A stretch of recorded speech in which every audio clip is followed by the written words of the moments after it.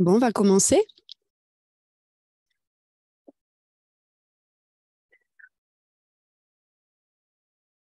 Alors, ce soir, nous accueillons Sarah Rodowicz, qui est psychanalyste à Varsovie, membre fondateur du Forum de Pologne et qui est également représentante du LIP.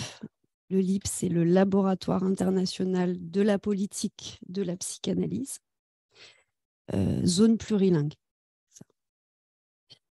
Et donc, à côté de Sarah, David Bernard, qui est psychanalyste, maître de conférence à l'université de Rennes 2. Et donc, cette soirée, on a une co-animation avec l'idée que ça puisse se faire donc, dans le cadre des activités du pôle, mais avec dans le cadre du LIP, donc ce laboratoire, et également dans le cadre du séminaire collectif de cette année, qui est sous le titre Résistance. Je voulais remercier Martin Rowe qui va faire défiler la traduction en anglais, puisqu'on a des collègues sur Zoom d'autres pays. Et pour les personnes sur Zoom, les informer qu'on a la chance d'avoir un Zoom projeté. Donc, on peut vous voir en direct pour ceux qui ont mis leur caméra. C'est agréable. Voilà. Hein, on voit des visages. Eh bien, Sarah, je te laisse la parole. Merci beaucoup d'abord pour cette invitation, cette occasion de réfléchir avec vous sur ce terme de la résistance. Je trouve tout simplement très opportune que vous travaillez là-dessus sur un thème qui est aussi politique et aussi clinique. Et donc de pouvoir faire une sorte de nouage entre ça et le travail qu'on a effectué dans le cadre du LIP. J'ai intitulé ce que je veux dire en empruntant cette phrase très connue du roman d'Herman Melville, « Je préférerais n'est pas ». Qu'est-ce que la résistance? En France, le signifiant a cette connotation historique qui remonte à la Seconde Guerre mondiale. Ce concept est politique au sens large, évoquant le dernier bastion, une marge de liberté par rapport à ce qui est oppressant. Mais en psychanalyse, ce terme a toujours été plutôt négatif. En tant qu'élément du jargon thérapeutique, il s'est infiltré dans le discours commun, indiquant le suaire et la nuisance vécue par le clinicien. En effet, il peut être utilisé pour décrire tout ce qui agace le clinicien, une légère vengeance pour dénigrer l'obstination du patient. De nombreuses thérapies tournent au combat absurde autour de ce qu'on appelait autrefois l'interprétation des résistances. Chaque pensée et action du patient étant censée tourner autour de la personne du thérapeute. Dans de telles circonstances, le transfert n'est en effet rien d'autre que la résistance. Lacan a renversé ce concept de résistance en la dénonçant chez l'analyste dans cette affirmation, une phrase de lui qui, comme beaucoup d'autres, a souvent été sortie de son contexte. Il n'y a pas d'autre résistance à l'analyse que celle de l'analyste lui-même, a-t-il dit. Mal citée, cette déclaration a au mieux alimenté l'autocritique du clinicien qui se veut psychanalyste et au pire provoqué quelques abus. Allez, plus de bravade, analyste, comme si l'analyste était censé faire preuve de bravade.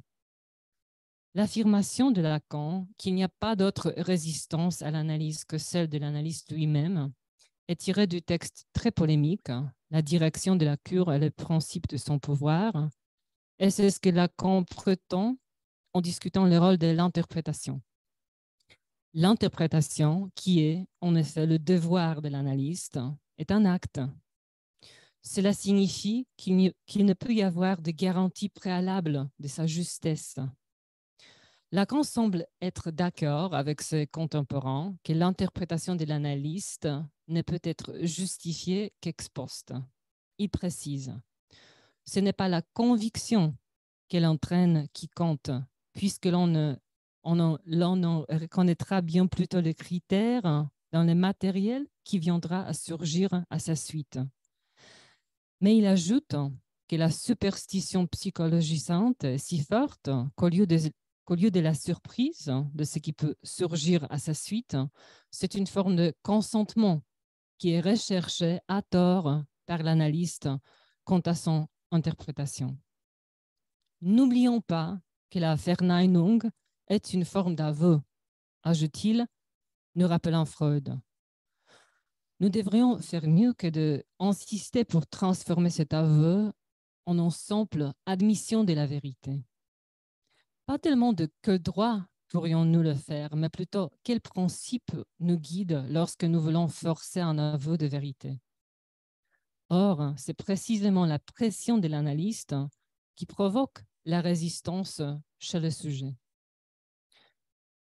Cependant, c'est une remarque de Lacan dans le séminaire sur les psychoses, sur la résistance du psychanalyste qui a retenu mon attention. Si je comprends, ce n'est pas à cela que je m'arrêterai, puisque j'aurais déjà compris.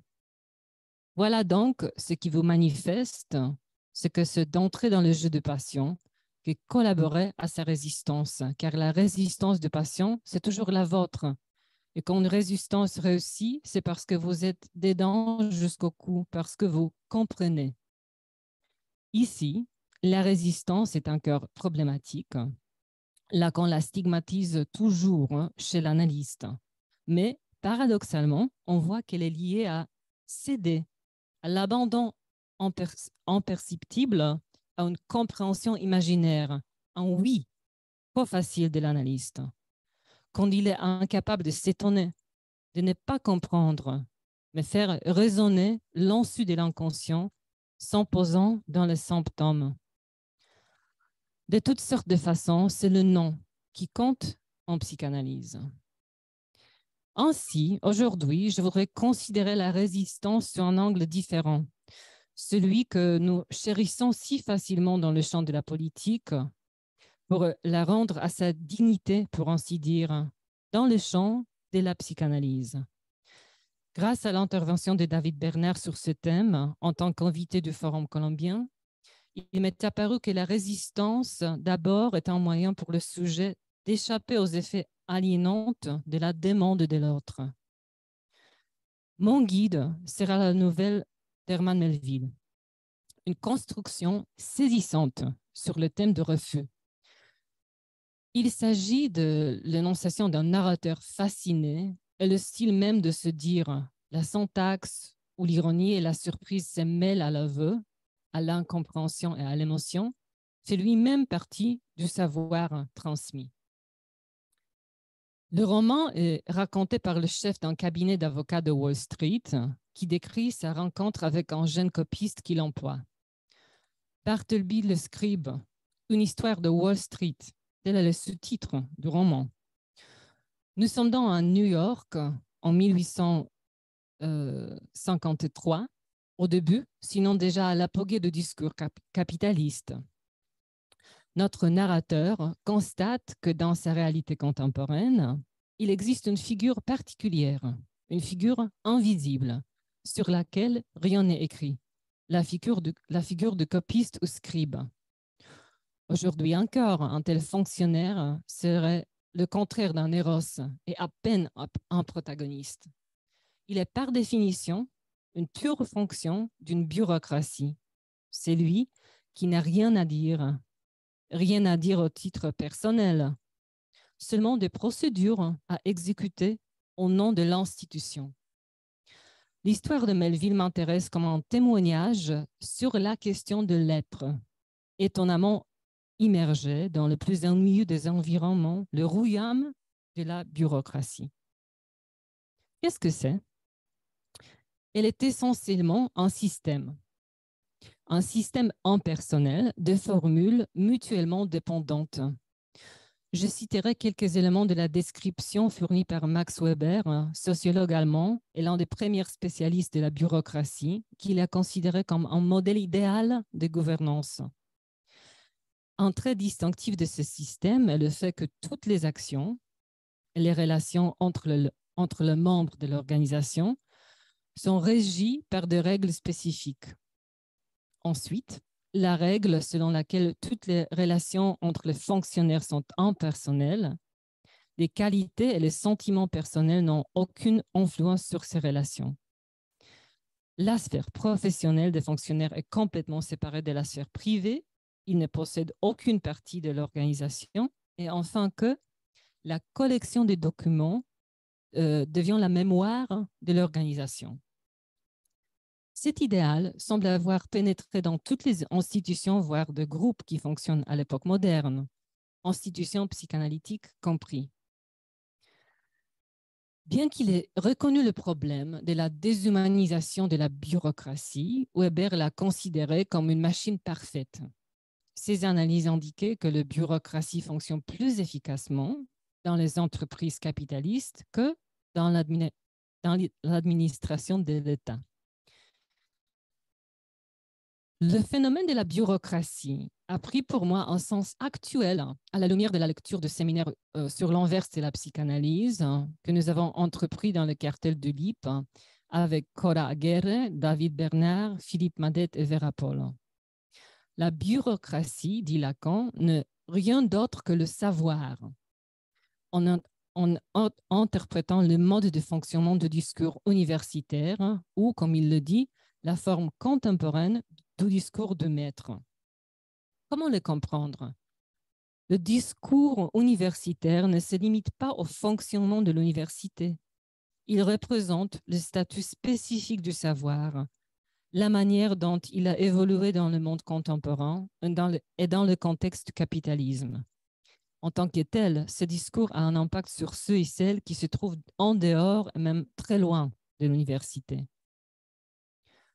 Selon la place occupée dans la structure des discours, la nature de chacun des termes tournants change. Le savoir, S2, occupe la place dite dominante dans le discours universitaire. Alors, à quel type de savoir avons-nous affaire? En tout savoir. Ma façon d'interpréter ces termes est qu'il y a toujours plus de savoir, de formules sur le fonctionnement des choses, et de nos jours, nous sommes tous potentiellement des experts en tout, mais aussi, ce savoir doit être appliqué à tout. C'est un écho de la première caractéristique mentionnée par Weber. Toutes les actions sont régies par des règles spécifiques. On sait comment manger, comment faire de l'exercice, comment apprendre, comment aimer, comment travailler, comment dormir, avec toutes sortes de recettes. Ce qui est rejeté de ces tableaux, c'est le sujet divisé qui n'est que le produit de ces discours, son essai. Ce qui est rejeté par le tout savoir, c'est la vérité et bien sûr cette chose injustifiable que le désir. Je pensais à utiliser l'expression de Lacan, la bureaucratie qui s'affirme de n'être rien d'autre que savoir, en faisant la question, n'y a-t-il rien d'autre que le savoir? Comme une pensée sous-jacente au travail que nous avons poursuivi dans notre cartel. Philippe Madet en parle dans son texte « La nouvelle tyrannie du savoir ». La certitude de tout savoir, de la bureaucratie, s'oppose à la dimension de la vérité, toujours mi-dite. Et la tyrannie de la bureaucratie liée à la science résulte de son souci de mettre aux commandes non pas les signifiantes, véhicules de sens, mais les chiffres ou les lettres des occasions hors sens. Et Philippe Madet écrit, nous savons à quel point c'est exponentiel. Si l'erreur surgit devant un tel savoir, c'est peut-être une erreur causée par son efficacité et sa croissance constante qui procède sans sujet et fonctionne comme un système. Une question soulevée lors d'un des séminaires anglophones de 2021 concernait la parallèle entre le savoir sans sujet de la science contemporaine et le savoir sans sujet qui inspire l'horreur au terme de l'expérience de la psychanalyse.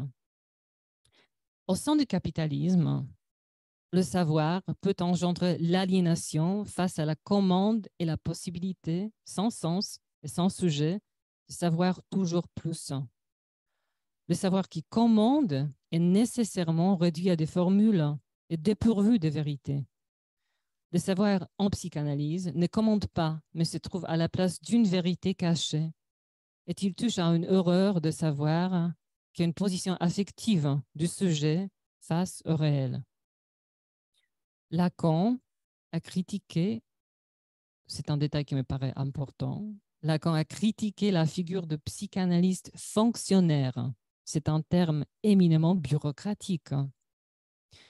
Et il a souligné que ce qui compte pour le surgissement du désir de l'analyste, c'est son horreur, sa propre à lui, détachée de celle de tous. Une horreur différente pour chacun. Et c'est une séparation d'avec la bureaucratie. Le désir, comme la possibilité non pas d'un plus, mais plutôt le force de la possibilité d'un ailleurs, d'un néanmoins. C'est quelque chose qui gagne sur le territoire de l'horreur. Lacan ne parle pas de désir de l'analyste son propre à lui, différent de celui de tous, mais de l'horreur qui est différent pour chacun. Ça aussi me paraît quelque chose d'important. Revenons au roman de Melville, dans lequel le narrateur se présente. Je suis de ces hommes de loi sans ambition qui jamais ne haranguent un jury ni d'aucune manière ne déclenchent les applaudissements d'un parterre, mais qui, dans la fraîcheur tranquille d'une retraite douillette, accomplissent des douillettes besognes au milieu des obligations, des hypothèques et des titres de propriété des riches de ce monde. Tous ceux qui me connaissent me considèrent comme un homme éminemment sûr. Les deux employés, les scribes Dandan et Legrange, effectuent le genre de travail qui, aujourd'hui, a été largement remplacé par les ordinateurs.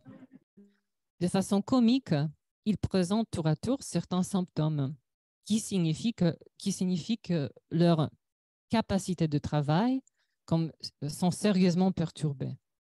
À partir de midi, Dandan devient susceptible d'une énergie décidément exagérée.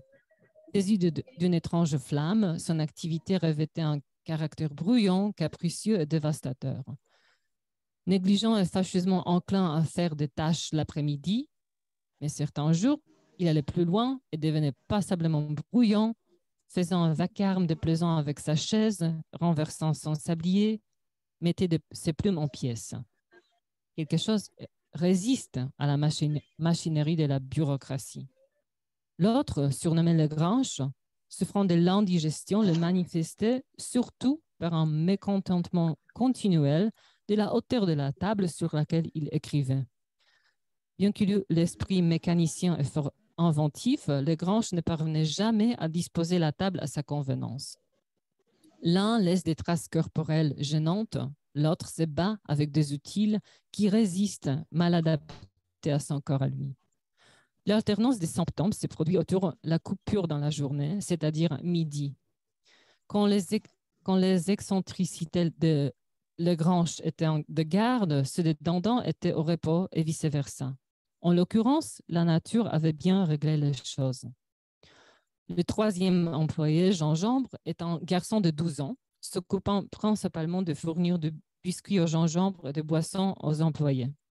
Le travail augmente et l'avocat engage un nouveau scribe, Bartleby. Et dès le début, Bartleby fait son travail de manière impeccable, répondant parfaitement à la demande de copier des documents. Je cite. Pour commencer, Bartleby a bâti une extraordinaire quantité d'écriture. On eût dit d'un homme longtemps affamé de copier et s'égorgeant de mes documents. Il ne s'arrêtait pas pour digérer, mais tirait jour et nuit à la ligne, copiant à la lumière du soleil comme à celle de bougies. J'aurais été ravi de son application s'il avait été allègrement industrieux, mais il écrivait toujours silencieusement, lividement, machinalement. Et voilà que lorsqu'on lui demande de vérifier l'exactitude de ses copies, une activité nouvelle mais routinière, il refuse soudain. Je préférerais ne pas. D'une voix singulièrement douce et ferme, est une phrase laconique. Il n'est accompagné d'aucune justification. Ce qui nous amène à nous interroger sur sa raison. Que veut-il? Est-il important qu'il accepte de transcrire des documents, mais qu'il refuse de vérifier que les copies sont parfaites? Voici comment cette énigme affecte le narrateur. Rien n'affecte autant une personne sérieuse qu'une résistance passive. Si l'individu qui rencontre cette résistance ne manque pas d'humanité et s'il voit que l'agent de la résistance est parfaitement en offensive dans sa passivité, il fera, dans son humeur la plus favorable, des charitables efforts pour exposer à son imagination ce qui demeure impénétrable à son jugement. La passivité de la résistance, le fait qu'il s'agisse d'un pur refus et non d'un combat, s'oppose à la personne sérieuse, earnest en anglais, celle qui se caractérise par une conviction enthousiaste, sincère et sérieuse. Pensons au clinicien qui veut ramer quand la barque est sur le sable. Être en sérieux est aussi une forme de fureur sanadi. Le narrateur continue. Pauvre garçon, pense-je. Il n'a pas de mauvaises intentions. Il est clair qu'il ne cherche pas à être insolent. Sa mine prouve suffisamment que ses excentricités sont involontaires. Face à l'incompréhensible et au réel, dans la mesure où il s'agit de ce qui est impossible à résoudre par le jugement, nous faisons appel à l'imagination charitable. Face à cette étrange résistance, la réaction est de considérer Bartleby comme pauvre, de s'assurer de son innocence. Si ces excentricités sont involontaires, pas du tout insolentes, il ne mue par aucun désir. Le narrateur décide de ne pas licencier cet employé en se disant « Il m'est utile, je puis m'accommoder de lui. Si je le mets à la porte, il tombera sans doute sur un patron moins indulgent, il sera roudoyé et peut-être en viendra-t-il à mourir misérablement de faim. Oui, voici l'occasion de jouir fort agréablement, à peu de frais, de ma propre estime. Il ne me coûtera rien, ou presque rien, d'être amical avec Bartleby, de me prêter à son étrange entêtement et, du même coup, de me démagasiner dans mon âme ce qui deviendra éventuellement une friandise pour ma conscience. Voici une illustration de ce que dit Lacan dans Télévision par rapport au racisme, lorsqu'il parle de l'humanitairerie des commandes qui, après tout, il faut bien le dire, ne nous a servi qu'à habiller nos exactions. Selon le dictionnaire de Littré, l'humanitairerie est mot de plaisanterie et de dénigrement forgé par de Musset pour désigner un genre humain, et le mot en est venu à désigner l'humanité exagérée, affective ou fausse. La charité de l'humanitarisme est donc un masque pour le racisme.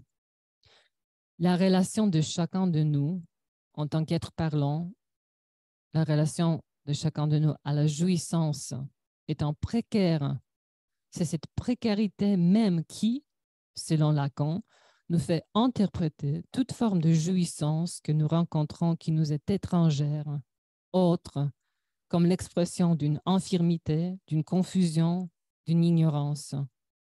Nous faisons de l'autre quelqu'un d'aveugle ou, comme le dit encore plus hardiment Lacan, en sous-développé.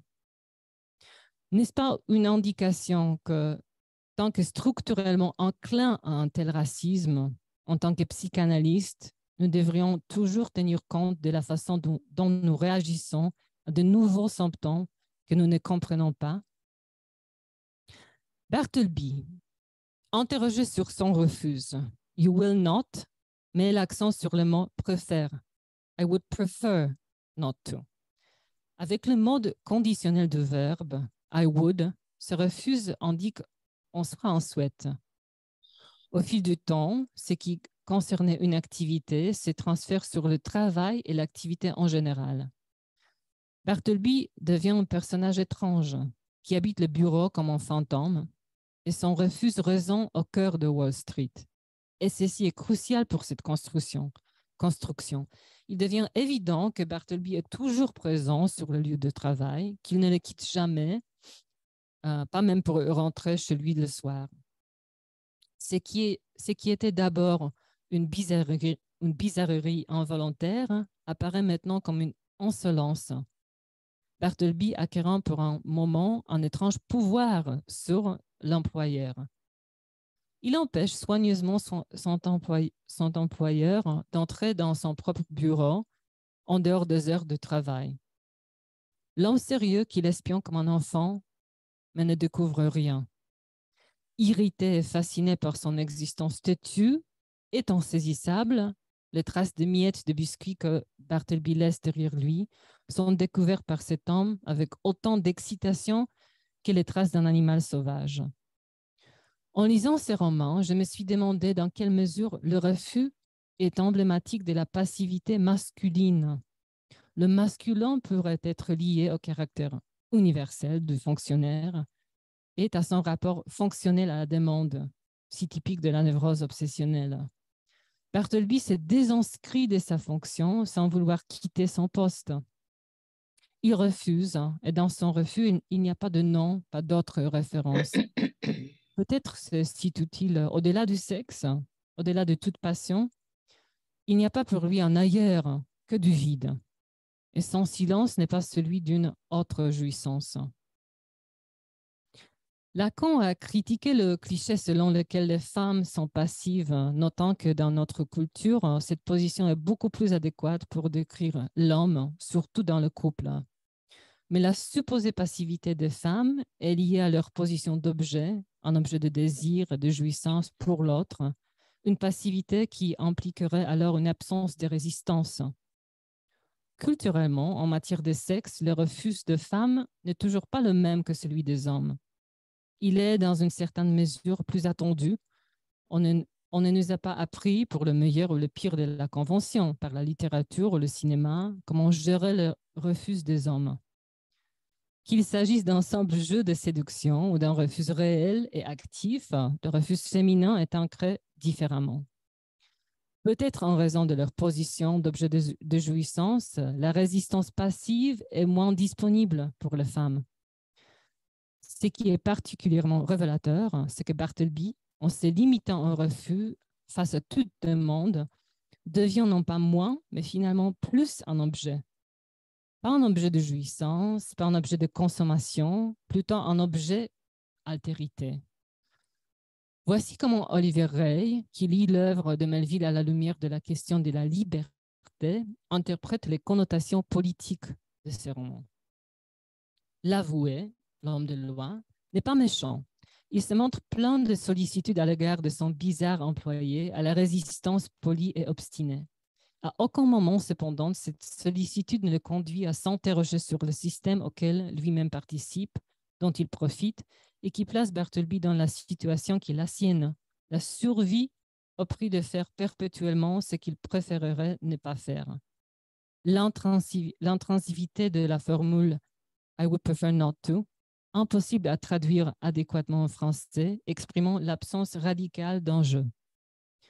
Tout ce qui est proposé à Bartleby, c'est de prendre sa place au sein du gigantesque métabolisme social qui s'est développé, de collaborer au système qui l'annule en tant qu'être en recopiant les actes qui entérinent le fonctionnement du dit système.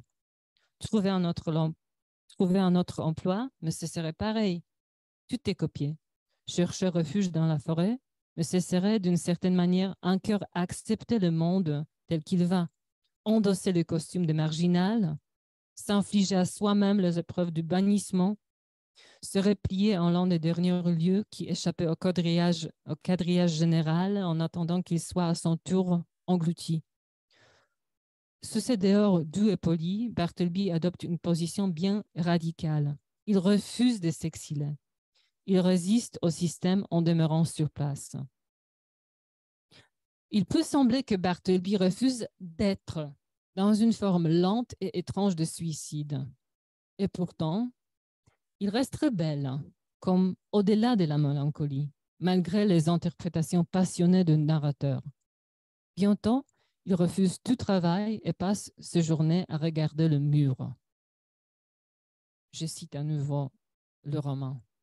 Mes émotions premières avaient été de pure mélancolie et de la plus sincère pitié. Mais à mesure que la détresse de Bartleby prenait dans mon imagination des proportions de plus en plus grandes, cette même mélancolie se muait en frayeur, cette pitié en répulsion. Tant il est vrai et terrible à la fois que, jusqu'à un certain point, l'idée ou la vue de malheur mobilise nos meilleurs sentiments, mais que, dans certains cas particuliers, au-delà de ce point, elle ne les commande plus. Il serait erroné de croire que ce phénomène soit dû invariablement à l'égoïsme inhérent au cœur humain. Il procède plutôt d'une certaine désespérance de pouvoir remédier à un mal excessif et organique. Pour un être sensible, la pitié souvent est souffrance. Lorsqu'on voit finalement que d'une telle pitié ne saurait sortir un secours efficace, le sens commun ordonne à l'âme de s'en débarrasser. Ce que j'avais vu ce matin-là me persuada que le scribe était victime d'un désordre inné, incurable. Je pouvais faire l'aumône à son corps, mais son corps ne le faisait point souffrir. C'était son âme qui souffrait. Et son âme, je ne pouvais pas l'attendre. Finalement, c'est l'homme de loi, c'est l'avocat qui déménage dans une tentative de se débarrasser du scribe. Mais il trouve que Bartleby, chassé de son ancien bureau, occupe les escaliers et le couloir de l'immeuble. Le dernier dialogue entre le narrateur et Bartleby est une série de propositions d'autres emplois possibles, et il est gentiment interrogé sur ce goût, presque comme un enfant capricieux. À chaque proposition d'alternative, il répond qu'il ne l'aimerait pas, mais je ne suis pas difficile, ajoute-t-il. Et voici ces deux seules affirmations. Je préférerais faire autre chose et j'aime à être sédentaire. Un conflit incarné entre l'être et le faire. Enfin, sans maison et sans relation, Bartleby accepte passivement d'être enfermé dans une prison. Là, malgré la nourriture spéciale que le narrateur prend soin de lui fournir, Bartleby meurt assez rapidement car il préfère ne pas manger. Par cette constance dans le refus, qui culmine dans la mort, Bartleby existe encore davantage. Et maintenant, comment le désir apparaît-il dans ces contextes? Entre les lignes, renvoyé à l'entourage comme le silence le plus révélateur de la question de ce qui anime l'humanité de sa ferveur d'action. Un dernier détail de la vie de Bartleby sur lequel le narrateur tombe par hasard est fourni dans la postface et il est évoqué comme s'il pouvait expliquer la misère de Bartleby.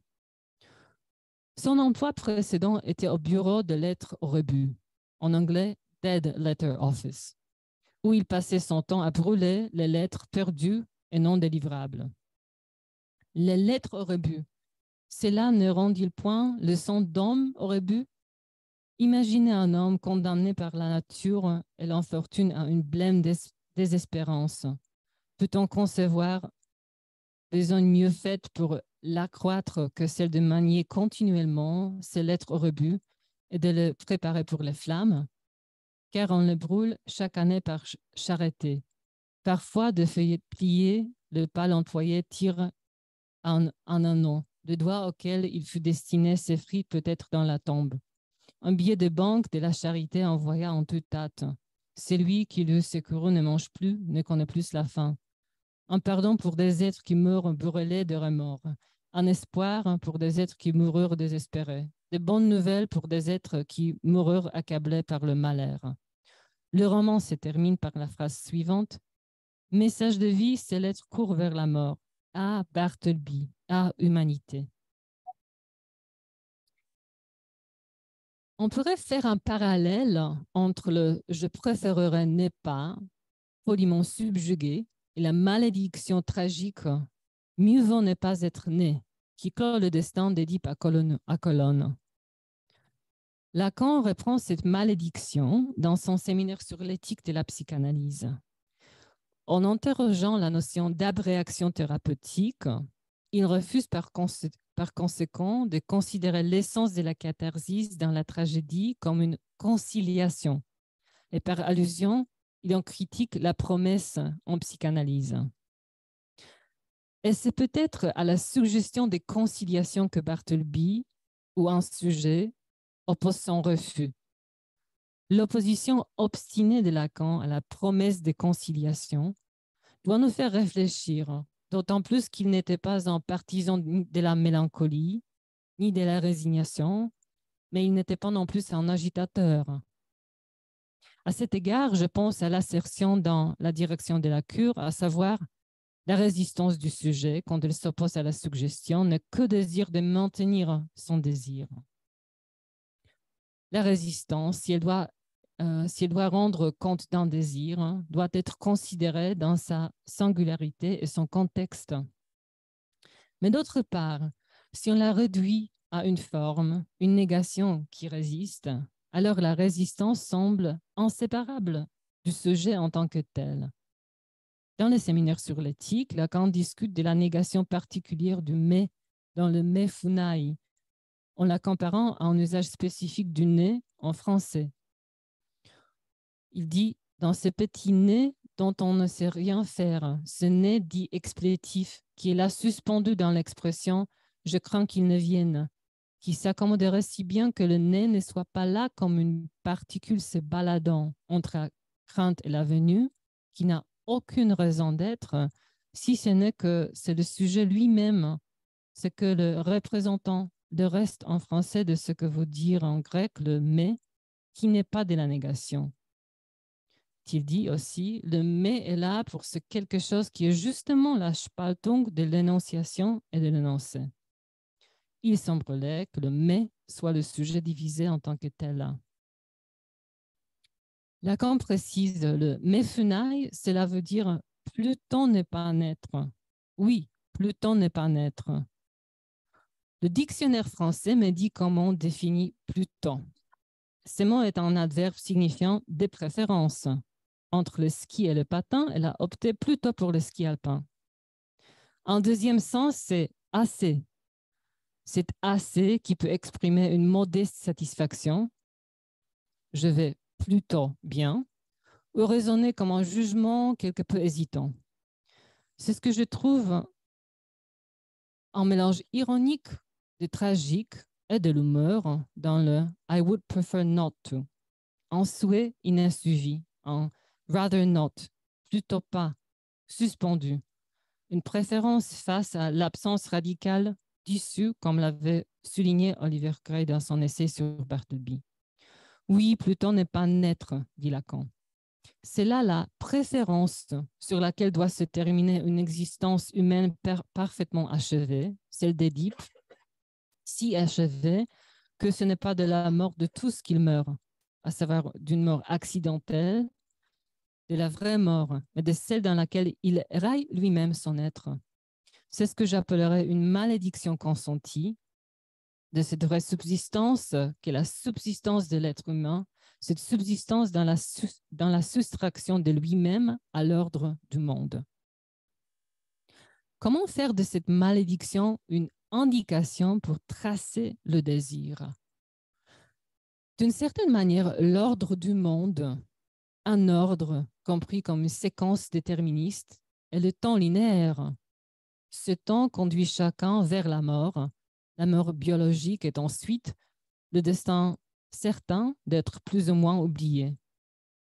Par rapport à cet ordre, le désir est une irrégularité, selon l'expression proposée par l'écrivaine Catherine Millet, un moyen d'échapper à l'espèce, dit-elle, un peu comme un witz. Le I would prefer not to du roman d'Herman Melville m'a amené à penser à une interprétation possible du symptôme dont on parle beaucoup à notre époque, à savoir le non-binaire identification de genre.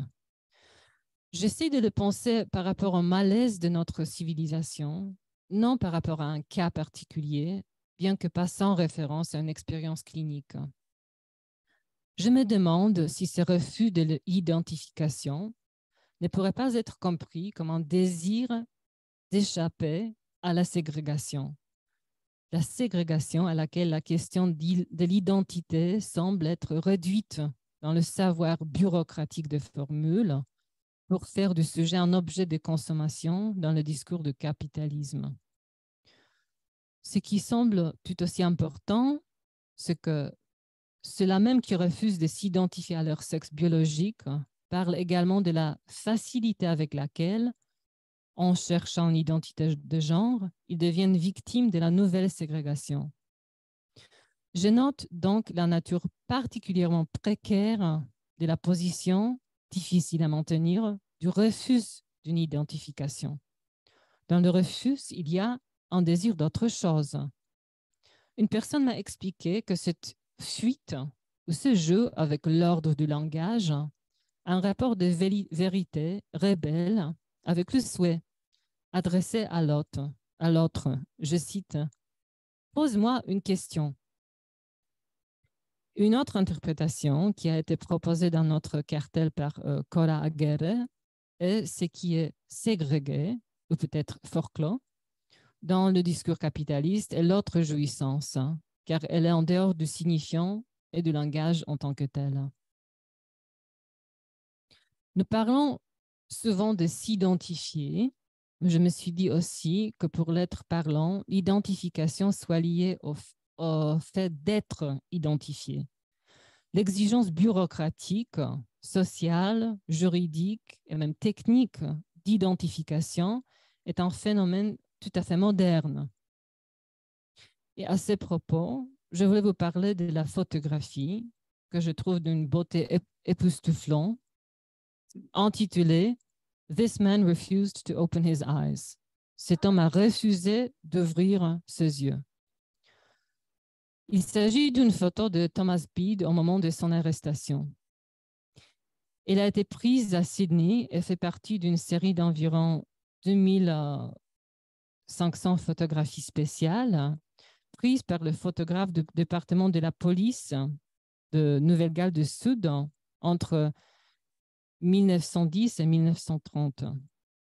Le musée d'histoire de New South Wales commente que ces photographies spéciales ont été prises pour la plupart dans les cellules du commissariat central de Sydney et représentent, comme l'explique le conservateur Peter Doyle, des hommes et des femmes récemment arrachés à la rue, souvent encore animés par le drame qui ont entouré leur arrestation. Contrairement aux photos d'identité judiciaire prises en prison, les sujets des photographies spéciales semblent avoir été autorisés, voire invités à se positionner et à se composer pour l'appareil photo comme ils le souhaitaient. Leur identité photographique semble donc construire à partir d'une puissante alchimie de dispositions innées, d'histoire personnelle, d'habitudes et d'idiosyncrasie apprise, de style personnel choisi, coupe de cheveux, vêtements, accessoires et des caractéristiques physiques. La phrase même, cet homme a refusé d'ouvrir ses yeux, pourrait devenir une accusation type lancée par le sérieux qui connaît la bonne voie contre celui qui refuse de voir la vérité. Mais la vérité qui parle à travers cette image est la résistance de Thomas Bede, réduite à un geste très parlant. Plutôt que d'être l'aveuglement de l'ignorance ou un signe de peur de regarder la vérité dans les yeux, fermer les yeux est un refus d'affronter le regard identificateur, supposé neutre de la loi. Une subsistance du sujet dans l'acte de se retirer, d'échapper à un ordre, le commande d'être identifié, une dignité de criminel. Tout ce que l'on sait de Thomas Bede, c'est qu'il a été accusé de subornation de témoin, pour laquelle il a payé une amende de 8 livres. Nous ne savons pas si au moment de son arrestation et à l'instant d'être photographié, il refuse d'avouer le crime. Mais ce qui semble certain, c'est qu'il refuse de s'identifier au crime, de fournir son visage de criminel. Nous ne savons pas grand-chose de son crime, mais peut-être que son intervention d'après un témoin, sa tentative de l'éloigner, trouve un écho dans ce même geste de fermer les yeux.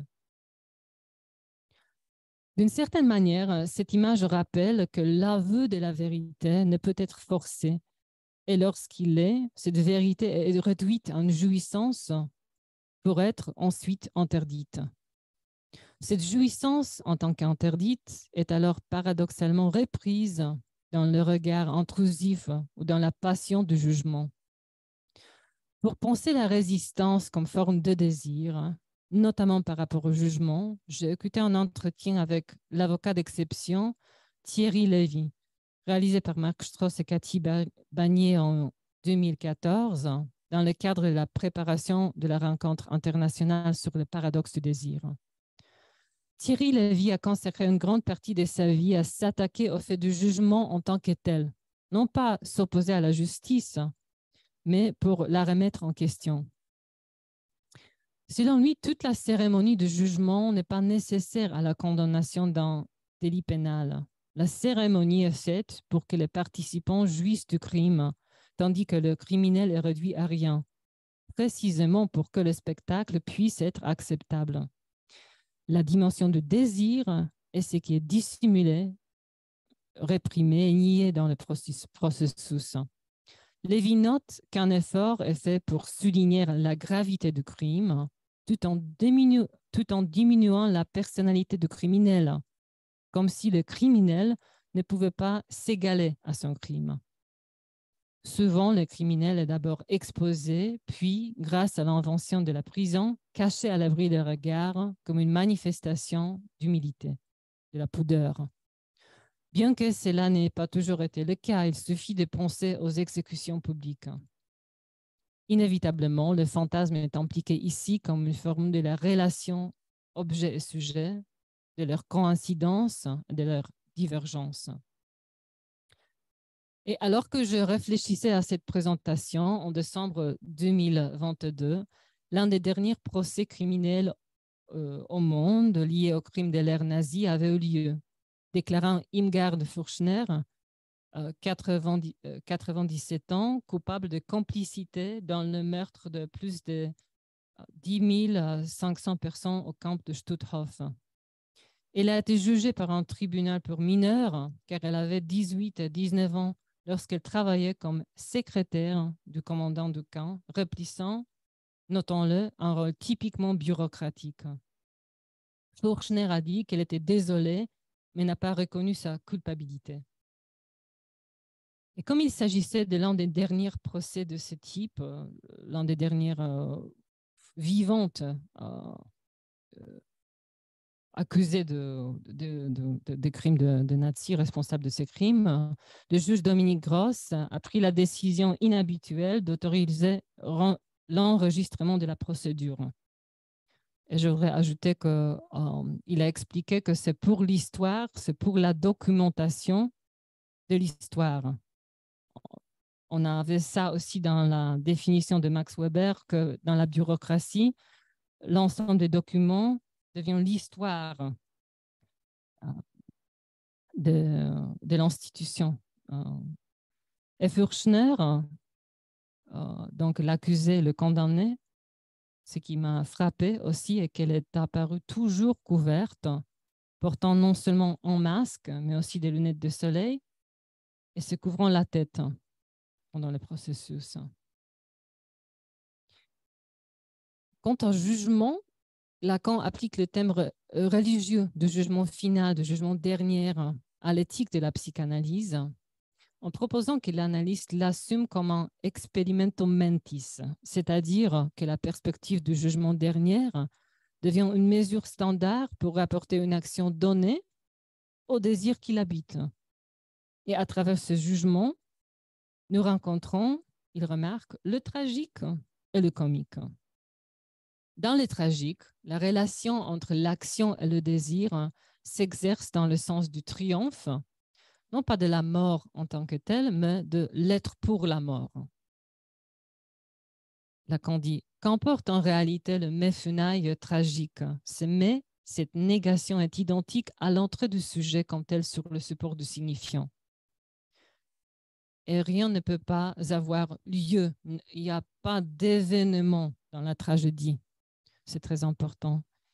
Dans le comique aussi, et dans le comique, dit Lacan, c'est le jeu futile, dérisoire de la vision. Et le rapport entre l'action et le désir démontre son échec fondamental à l'attendre. Le phallus étant le signifiant de cet échappé, de ce triomphe, du fait que la vie passe tout de même, quoi qu'il arrive.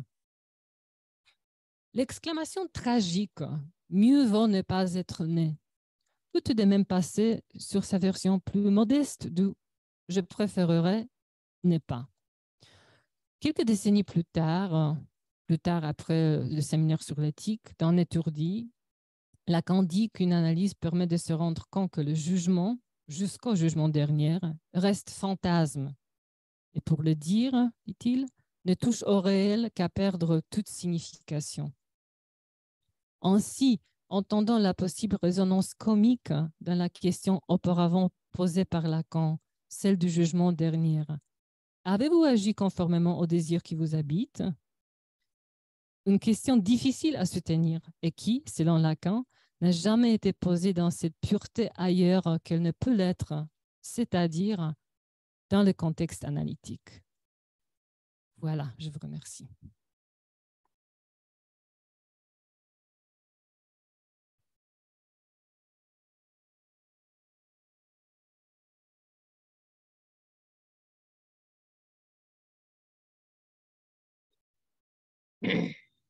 Merci, Sarah. Bon, j'ai plein de questions, donc je vais en sélectionner quelques-unes. Je me suis posé la question par rapport à ce personnage qui résiste, mais finalement dans une résistance passive. Il y a beaucoup de philosophes notamment qui ont parlé de Bartleby. C'est quelqu'un qui a fait couler ce personnage beaucoup d'encre, et je trouvais ça drôle parce qu'il y a une femme, Gisèle Bergman, qui s'est beaucoup intéressée à cette nouvelle, qui décrivait qu'aujourd'hui ce personnage il a une résistance un peu molle. Enfin, ce serait un personnage avec une résistance un peu molle dans cette époque aujourd'hui. Comme si c'était une résistance qui n'était peut-être pas suffisamment active. Donc, je me posais la question, est-ce que c'est cette résistance passive, parce que c'est aussi l'effet que ça a sur l'avocat. Est-ce que l'effet d'agacement, il peut être encore plus présent par la résistance passive que par une résistance qui serait... Alors, qu'est-ce que ce serait qu'une résistance active? Est-ce que c'est une résistance plus bruyante? Mais je te pose la question parce qu'il y a un passage où il parle, cet avocat, de la douceur extraordinaire de Bartleby. Et il y a une phrase que je trouve assez dingue, c'est qu'il dit qui non seulement me désarmait, mais littéralement me dévirilisait. Et je me disais, parce que tu as commencé sur la question de l'analyste aussi, je pensais à la fable de la grenouille et du bœuf, là. La grenouille qui veut se faire dans quelque chose finalement de la surenchère. Est-ce que finalement cette résistance qui serait une résistance passive, c'est ce qui fait que ça fait complètement se perdre cet avocat-là, des effets que ça a sur lui, et puis avec tout le versant aussi de l'agressivité qui peut venir après. Voilà, c'est une question un peu... mais où du coup, je trouve, c'est pour ça que je faisais lien avec... là, quand il en parle à un moment de cette fable-là, justement, et plutôt dans le rapport imaginaire avec le patient aussi. Il me parle, je crois que notamment dans la névrose obsessionnelle. Et pour faire le lien, pour une autre question, c'est quand tu parles de... tu as rajouté, je crois d'ailleurs, la question de la névrose obsessionnelle, parce que je n'avais pas dans le texte, mais c'est quand tu parlais de quelque chose qui serait rapporté à la passivité masculine. Alors ça, j'aimerais bien que tu en dises un peu plus, parce que est-ce que c'est du côté d'une position sexuée, masculine ou féminine, ou est-ce que ce serait du côté, puisque tu as rajouté la question de la névrose, pourquoi est-ce que tu situais ça du côté d'une position, est-ce que c'est du côté d'une position sexuelle ou du côté d'un agencement névrotique, ou que tu as rajouté ça après, il me semble. Voilà.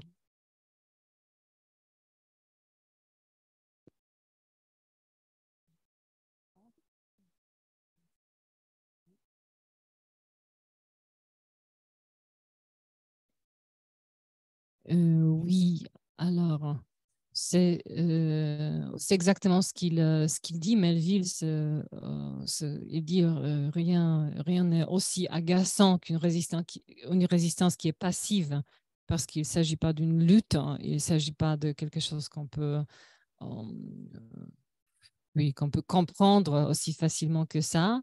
Et ce qui est intéressant, il note ses propres réactions agressives, mais il essaye de ne pas céder à sa propre agression à lui. C'est pour ça qu'on a la construction comme ça. Il est très, très honnête dans un sens. Nous avons ces tendances, ces impulsions auxquelles il essaye de ne pas réagir.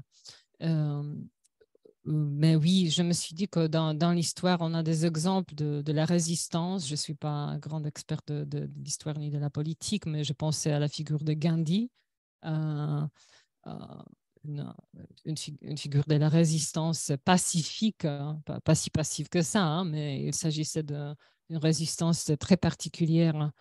Euh, je ne sais pas s'il y en a beaucoup d'exemples comme ça, mais il y a de mouvements de protestation, de résistance, mais des gens qui finissent souvent par mourir, qui refusent de manger. Je ne sais pas comment ça se dit en français, le hunger strike en anglais. Grève de la faim, voilà. Euh, Ça, c'est une forme de résister, de protester, mais sans entrer dans une lutte hein, comme ça. Euh, Donc, il y a des formes comme ça. Euh, Pourquoi je pensais à la passivité masculine? C'est un monde très masculin, déjà, dans la nouvelle. C'est le bureau des avocats. Il y a la question de la passion, de désir n'existe quasiment pas. Mais je ne me pose pas la question concernant le Berthelby, je ne le lis pas dans le cadre s'il est névrotique ou pas, s'il est... non, je crois qu'il est plutôt hors sexe, mais il n'est pas, comment dirais-je, euh, bon, c'est une question que je me pose. J'ai pas de réponse définitive. Hein. Hmm. Oui, c'est une résistance qui a lieu au milieu d'un monde très masculin déjà, même s'il est vraiment quasiment hors sexe. Hein, oui, voilà. Mais il n'est pas du côté féminin non plus, hein, je crois. Voilà, c'est comme ça que je peux répondre.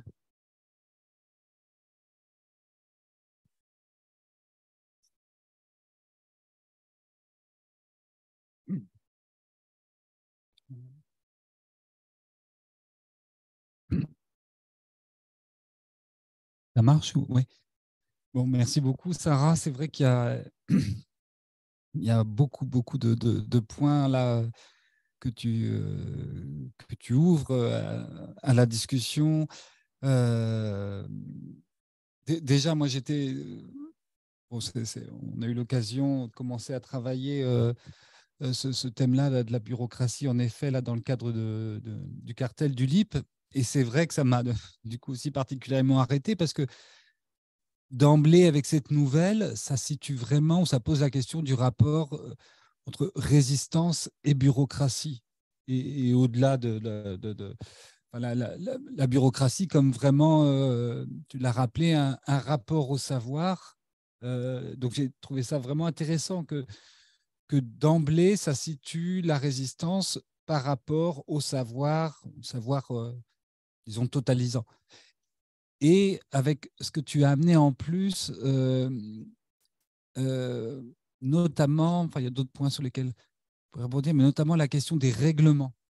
Je trouvais ça tout à fait intéressant, finalement, de poser la question de l'articulation ou de l'antinomie entre le désir et les règlements.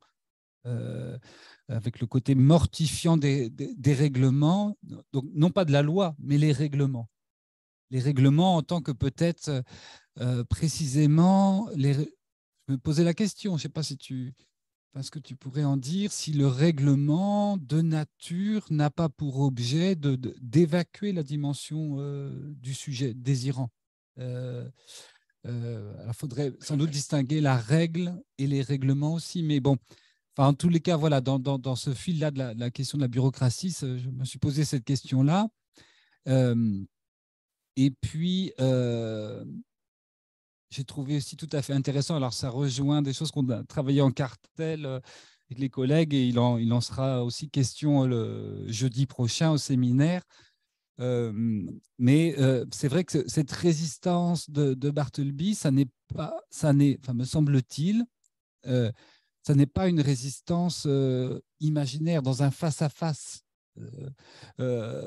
Ça n'est pas. Enfin, c'est aussi comme ça que j'entends la passivité de la résistance, telle que tu l'as définie là, comme un pur refus. Parce que du coup, je me demandais, ben oui, c'est quoi un pur refus? Il ne cherche pas à convaincre quiconque, en fait. Donc, en effet, et à l'occasion, ça enrage, ça agace l'autre en face parce que ça fait surgir la question. Tu l'as amené, je n'ai pas vu ça comme ça aussi. Ça incarne d'autant plus la question du mais enfin, mais que veut-il du coup? Donc, ça vient comme incarner cette résistance passive pure, elle vient comme incarner d'autant plus, de façon d'autant plus virulente la question du désir. Et d'ailleurs, je me posais, oui, la question par rapport même aux enfants, dans la clinique du lien entre parents et enfants. Enfin, mais enfin, qu'est-ce que tu veux? Qu'est-ce que tu veux quand ça semble être toujours autre chose, comme tu l'as rappelé aussi. Et puis, peut-être deux autres petits points. Je ne sais pas si tu pourrais. Je n'avais jamais pensé à ça, le rapport entre le regard et la résistance, et entre le regard et le jugement, le regard et la bureaucratie, enfin tout le dernier développement que tu as amené à partir de cette photo-là, sur qu'est-ce que ce regard du jugement en tant qu'il est identificateur. Et peut-être, enfin, voilà, si tu pouvais, si tu le souhaites, enfin en dire un peu plus. Et le dernier point qui m'est apparu comme une question, mais c'est une formule connue, le rire de résistance par rapport à la dimension comique. Enfin, et donc, si tu pouvais peut-être revenir sur ce point du comique. Pourquoi, comme dit Lacan, petit bonhomme survit toujours, enfin, ou en réchappe toujours? Qu'est-ce que, enfin, en quoi peut-il y avoir un rire ou des rires de résistance, de structure même? Euh, voilà, c'est quelques.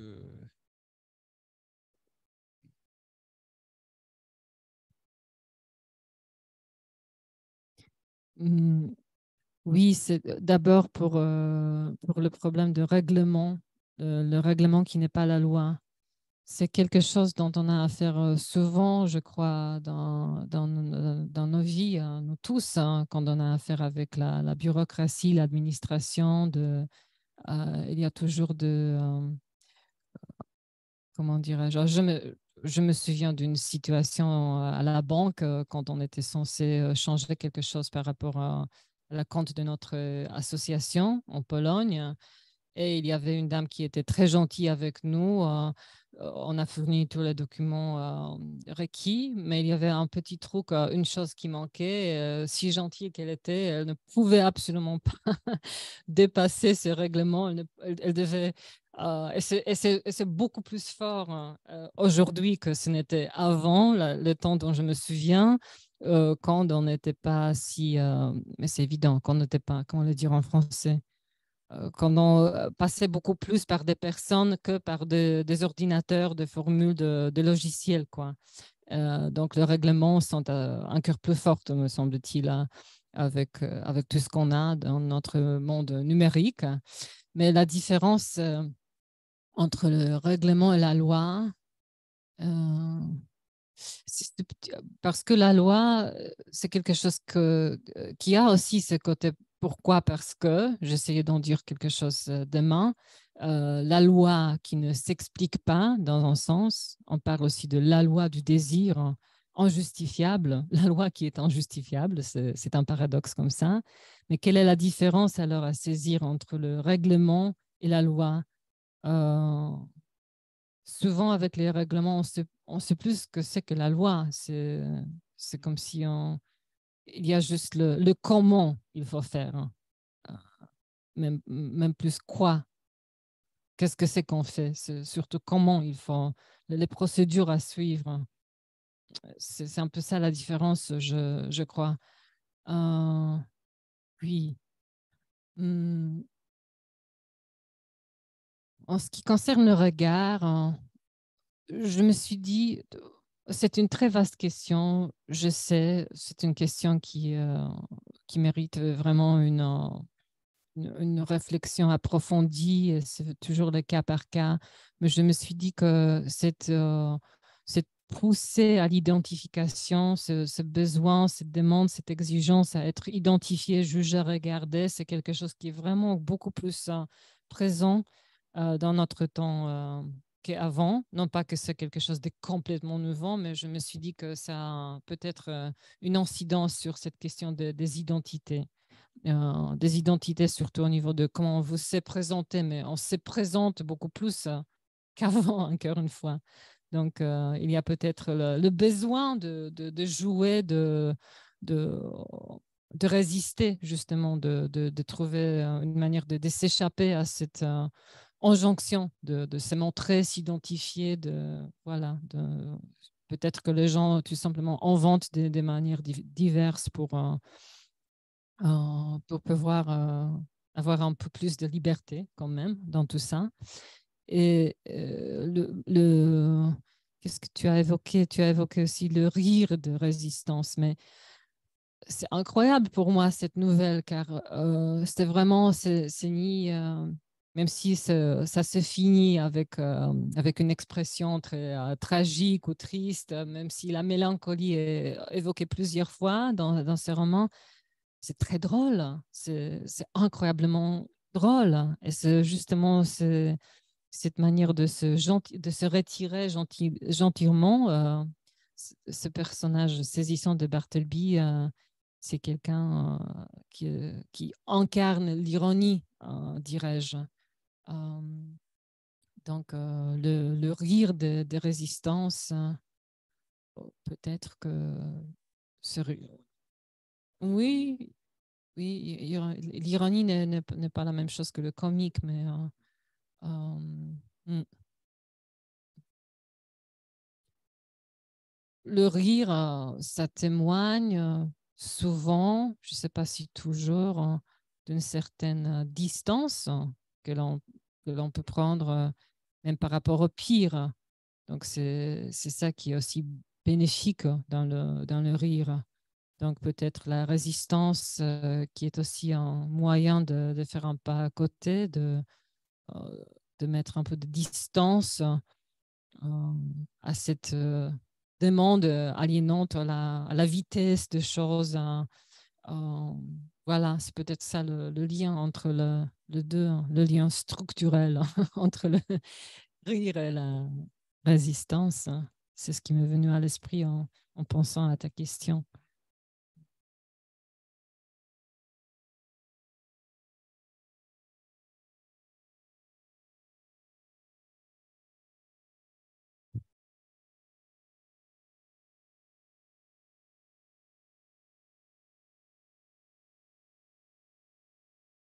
Merci beaucoup pour cette intervention très riche.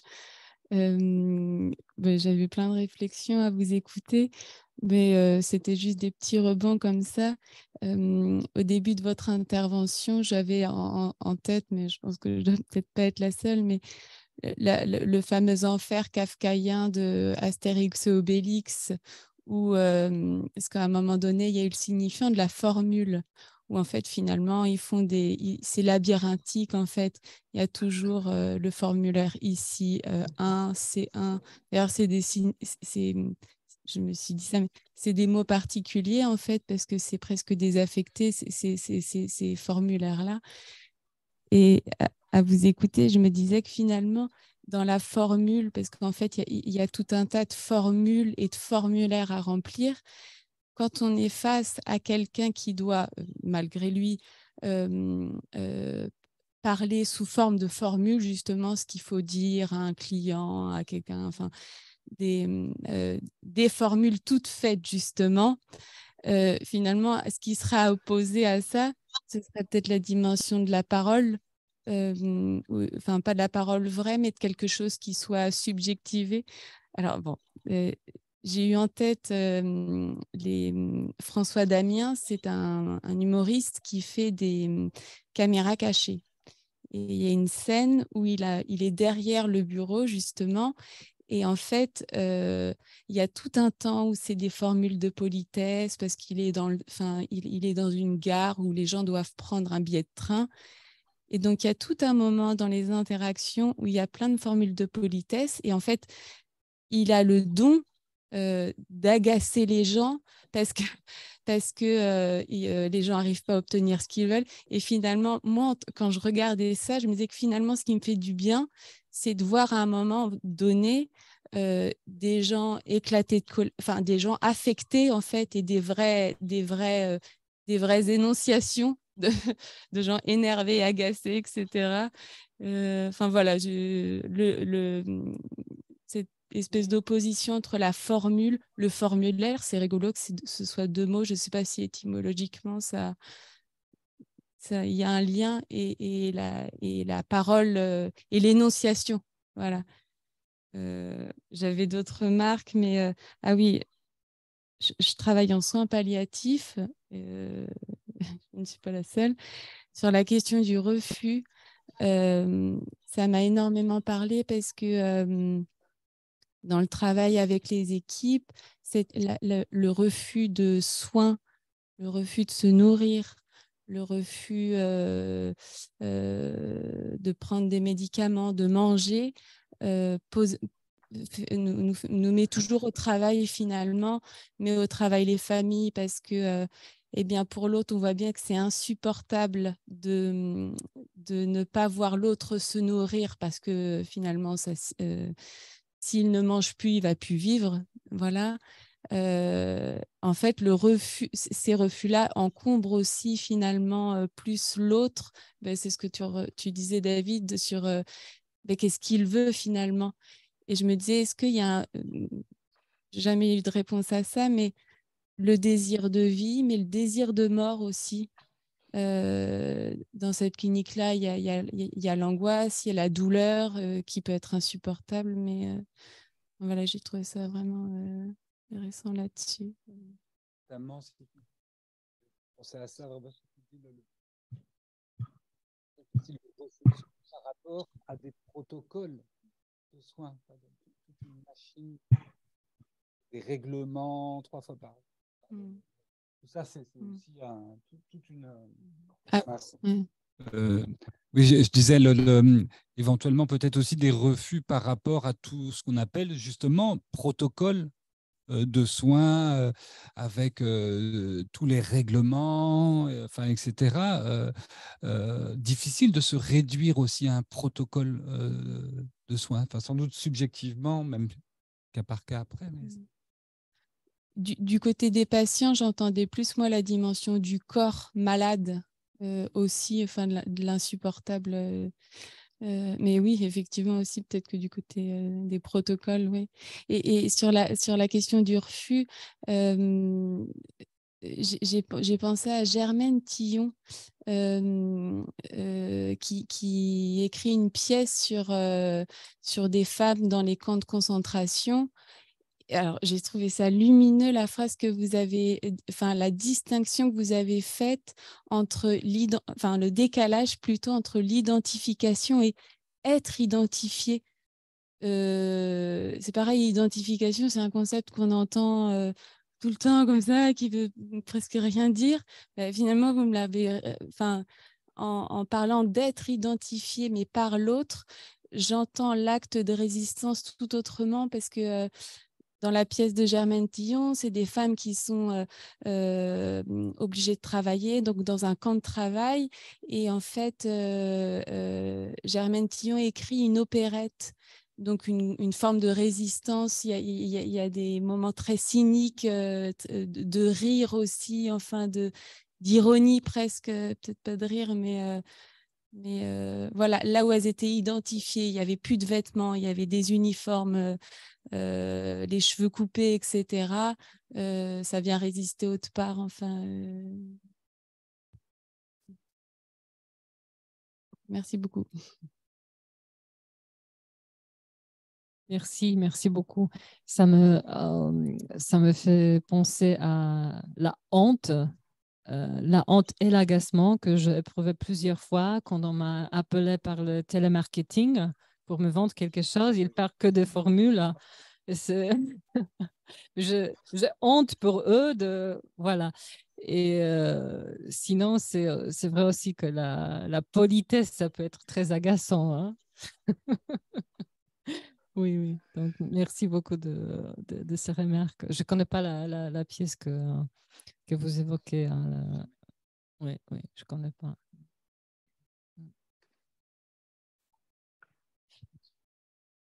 Une opérette qui a été écrite au camp de Ravensbrück, comme le rappelait Gonel, dans le camp. C'est-à-dire qu'elles ont écrit ça, Germaine Tillon et quelques autres prisonnières, elles ont écrit ça de façon clandestine, alors qu'elles étaient censées bosser, enfin, voilà. Et c'est un des rares exemples, si ce n'est le seul exemple d'une pièce comme ça, une opérette, et donc comique. Et le texte aujourd'hui est joué, enfin, voilà, a été mis en scène régulièrement, enfin, où elles parlent de leur expérience.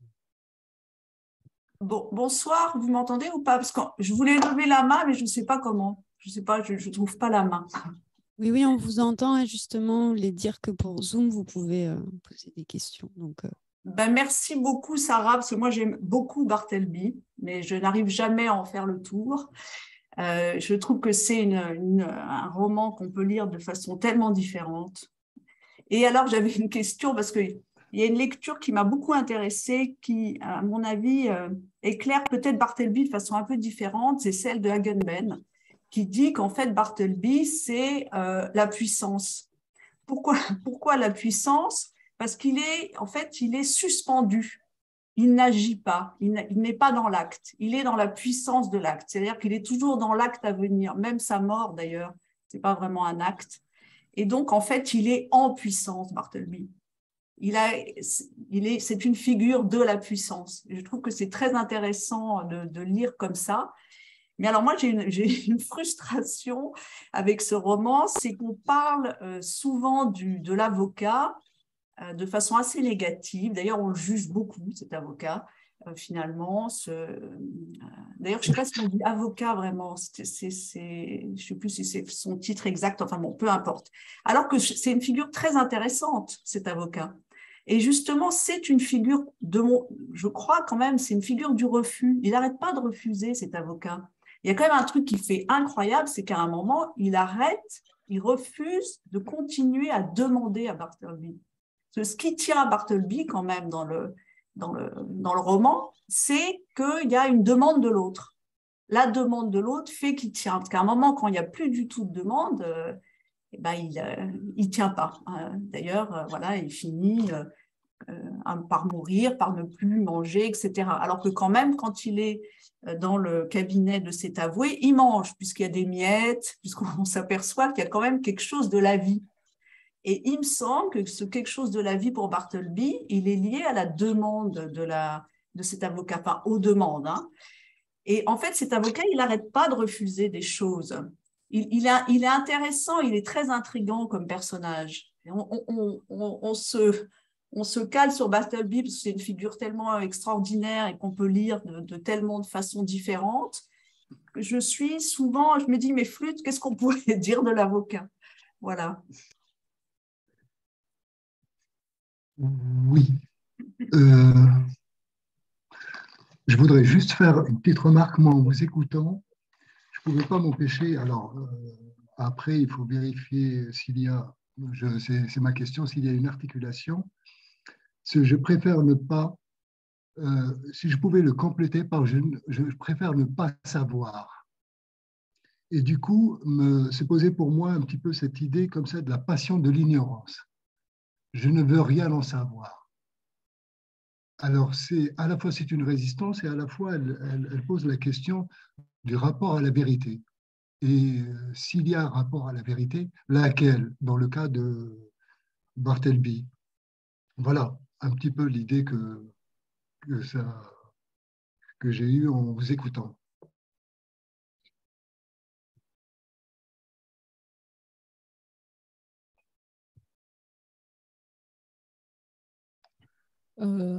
Merci.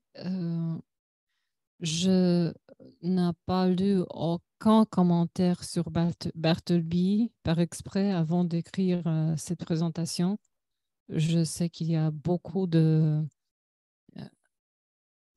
écrivains, de penseurs, des auteurs que j'admire, que j'aime beaucoup, Agamben compris, mais c'est par exprès que je rien lu là-dessus avant d'écrire ces textes. Je connaissais ce personnage de Bartleby seulement par la phrase I would prefer not to, qui est devenue très, très populaire. Il y avait beaucoup comment est-ce qu'on dit en français, de mèmes, on dit des images sur Internet, oui. Je veux passer plusieurs mèmes comme ça, donc je savais que c'était un truc dans notre culture, hein, mais je ne savais pas vraiment de quoi il s'agit. Et puis, quelqu'un m'a parlé de cette œuvre, ça a commencé à résonner, j'ai décidé de lire ces romans, c'était vraiment saisissante pour moi. Et l'avocat, l'avoué, il fait partie de cette construction, il est très ému par Bartleby. Ils sont les deux dans la situation. Il résiste, l'avocat, il résiste à sa propre agressivité. Il nous parle de ses pensées dans une manière, comme je dis, très honnête. C'est lui qui décide de ne pas licencier un homme qui fait rien. Pour lui, c'est pas rien, c'est déjà vraiment quelque chose d'impensable. Et il n'arrive pas à se séparer de Bartleby. Il y a un moment où il est en train de lui dire au revoir, et il note comment à ce moment-là, il l'approche en le touchant. Il ne peut pas, comment ça se dit en français? Il ne peut pas lui laisser, il ne veut pas lui laisser. Donc, il y a toute la dynamique entre les deux qui est aussi saisissante et émouvante dans la construction de ces nouvelles-là. Je pense à ça, je ne pense vraiment ni à l'un ni à l'autre comme à un cas, c'est-à-dire avec des questions, s'il s'agit de la passion de l'ignorance, d'un rapport à la vérité. Il m'est impossible de me poser des questions comme ça dans un tel sens. Je crois que Bartleby est une figure très puissante. J'ai jamais pensé à l'ignorance, à la passion de l'ignorance par rapport à lui. Et il y a un seul moment où, par rapport à cet dynamisme de ce couple particulier, l'avocat et Bartleby, on voit bien que avec du temps, c'est l'avocat qui commence à employer ce mot préféré.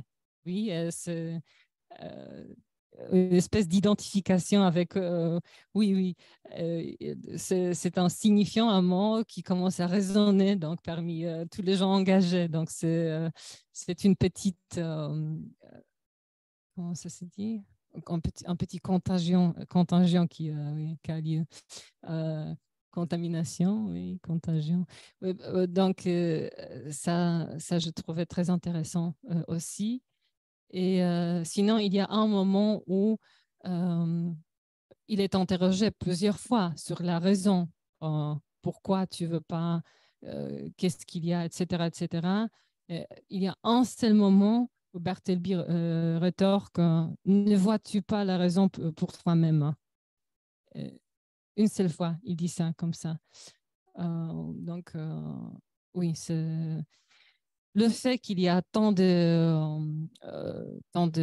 écrivains, des philosophes qui ont écrit là-dessus montre justement la richesse de cette œuvre et la pluralité de lectures possibles. Je pense que c'est très précieux. Merci de m'avoir indiqué Agamben, Natacha, là-dessus. Merci Sarah. Est-ce que je pourrais intervenir? Allez-y. Il me semble que Bartleby, il invente une autre forme de négativité que celle que l'on connaît dans le désir. C'est-à-dire que ce n'est pas qu'il résiste à un règlement, Bartleby. Je pense que Bartleby résiste à la loi du désir. Et quand il dit « je préférerais ne pas », ça n'a rien à voir avec un désir au sens classique du terme. Il refuse de désirer comme nous. Et c'est ça qui nous dérange. Et c'est ça qui nous intrigue, je crois. Je crois que vraiment, sa résistance est une résistance fondamentale. C'est une résistance de structure, mais c'est une résistance à la structure. Ce que je dis là, je l'emprunte aussi à d'autres. Hein. D'autres penseurs, d'autres philosophes ont travaillé sur Bartleby et ont dit un petit peu la même chose, en particulier Gilles Deleuze.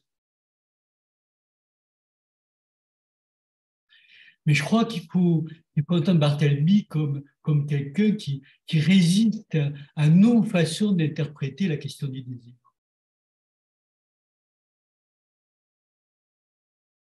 C'est pour ça qu'il nous passionne autant aussi.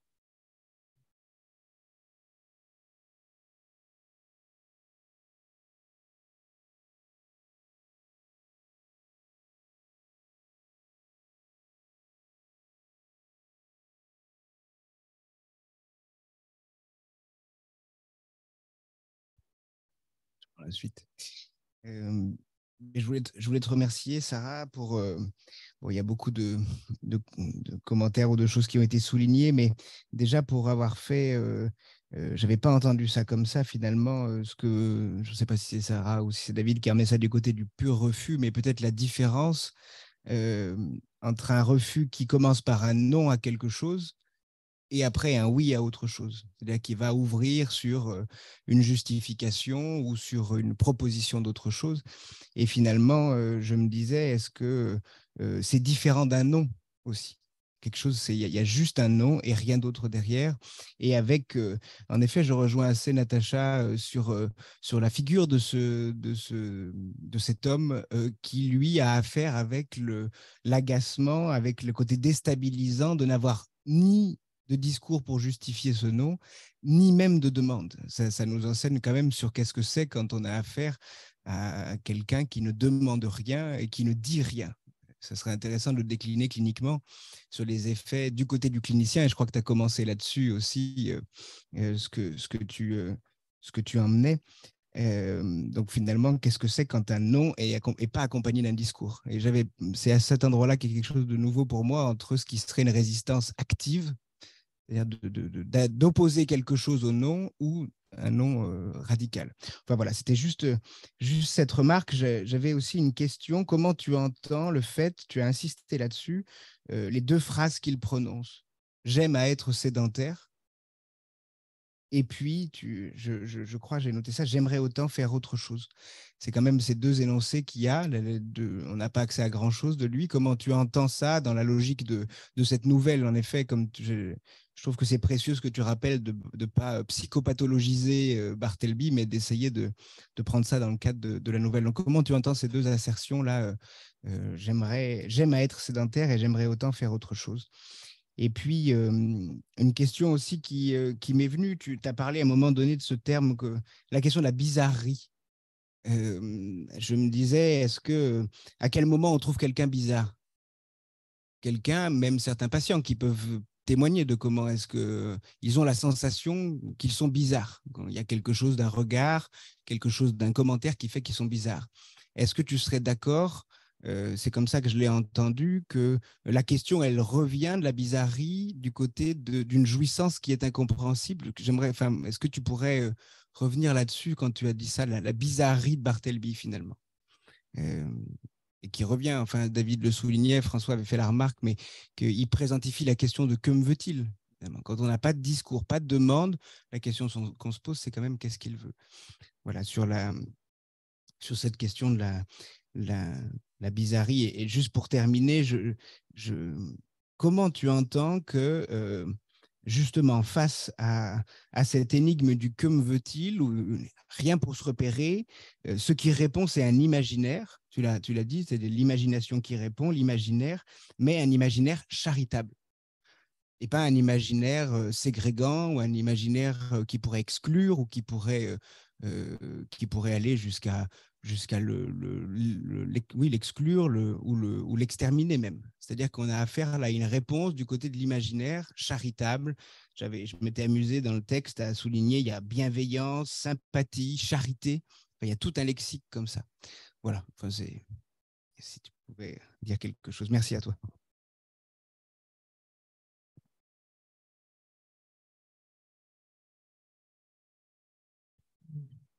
Il a une énigme, Bartleby, donc pour essayer de répondre à ces deux assertions, je voudrais faire autre chose.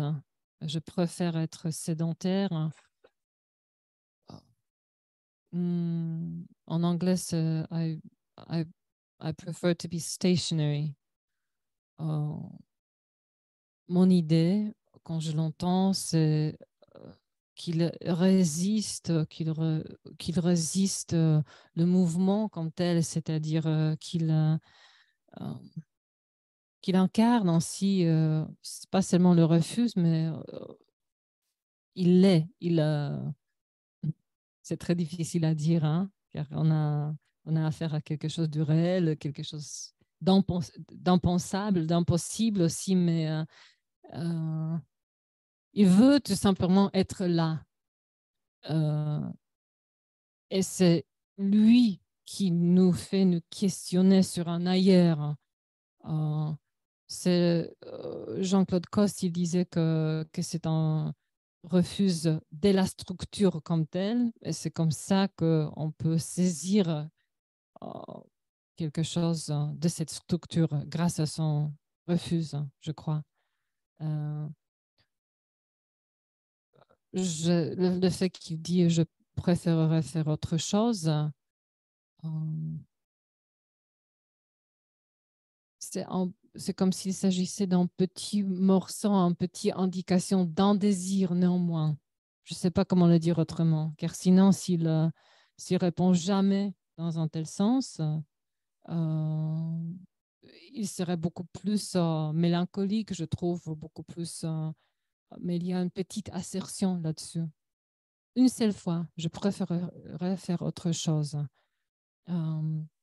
C'est tout que je peux dire là-dessus. Hein. Oui. Cet imaginaire charitable, moi, peut-être que c'est déjà mieux de commencer ainsi et non pas de vouloir ségréguer tout de suite. Mais ça, pour moi, ces fragments, c'était vraiment, je le trouvais frappant, car pour moi, c'était l'illustration, point à point, à la phrase de Lacan, à l'idée de Lacan, concernant l'humanitairerie, oui, de nos commandes qui ne fait qu'habiller nos exactions. Je crois que c'est ça la citation. Donc, il y a une espèce de... c'est quelque chose de très condensant. Non, pas condensant. Condensant, merci.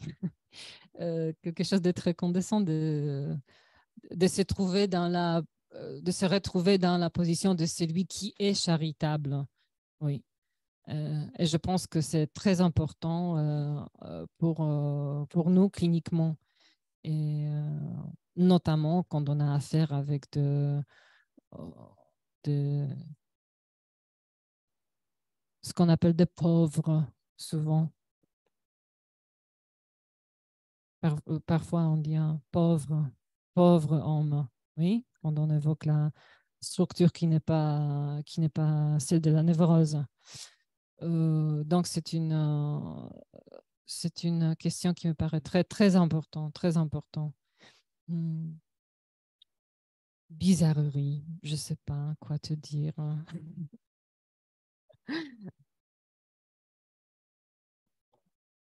Je voulais revenir, enfin, si tu as fini, Sarah, je ne sais pas. Oui, c'est bon. Oui, je voulais revenir parce que tu m'as fait penser avec les mèmes avec « Al-Ghoul préfère notre tout », quand même sur la séduction de cet énoncé. C'est quand même un énoncé, justement, que tout, enfin, pas tout le monde, mais que presque tout le monde connaît, même ceux qui n'ont pas lu le roman.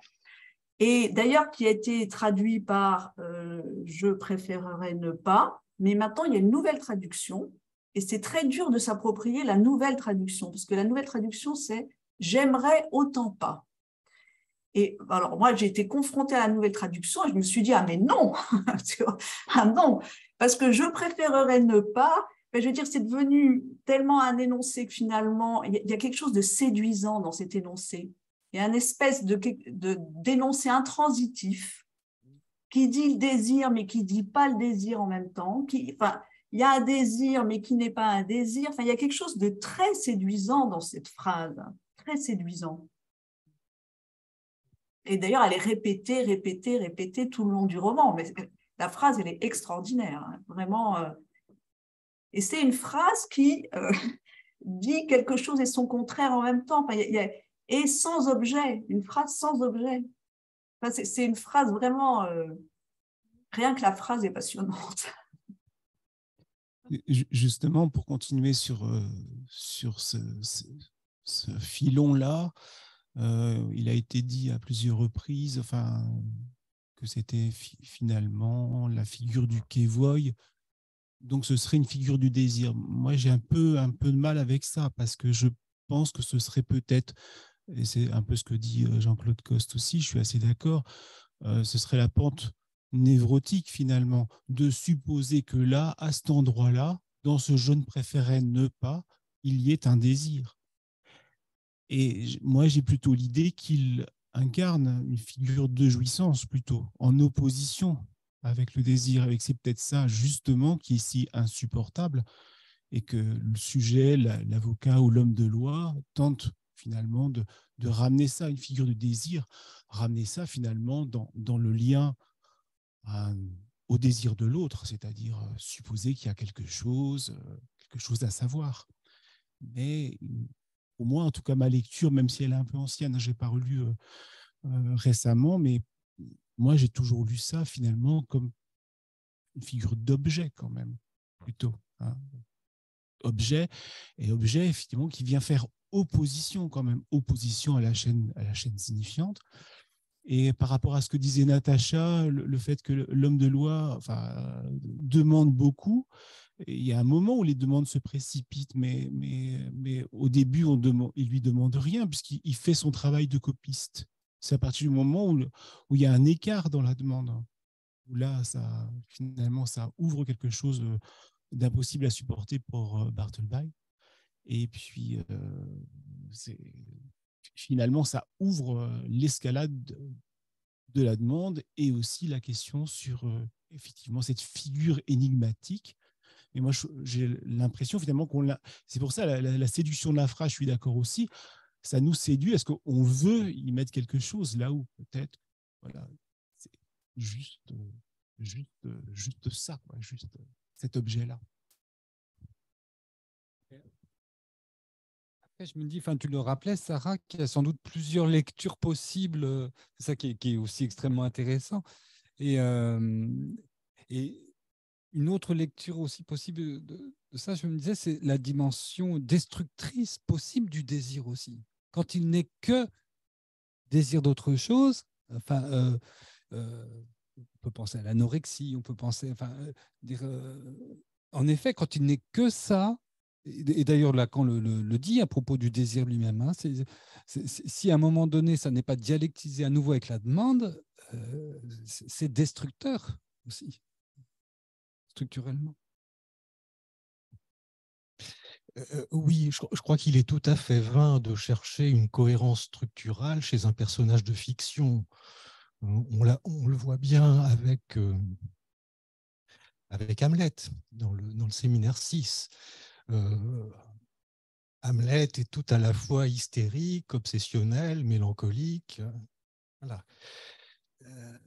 Chez Bartleby, et c'est ce qui fait tout l'intérêt du personnage d'ailleurs, et chez Bartleby, je crois qu'on a affaire à quelque chose du même ordre. C'est ce qui le rend si intriguant, c'est qu'il a à la fois des traits psychotiques et des traits névrotiques.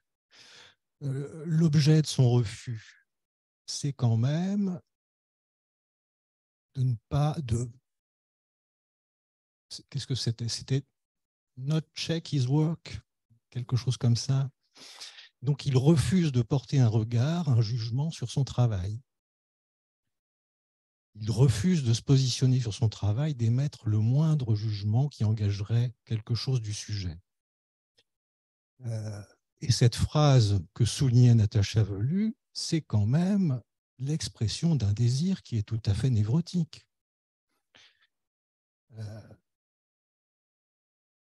Exprimer de cette façon-là une préférence, il me semble n'avoir jamais entendu un psychotique le faire.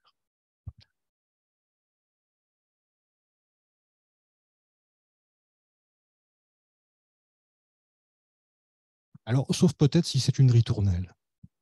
Mais là, c'est tout à fait autre chose.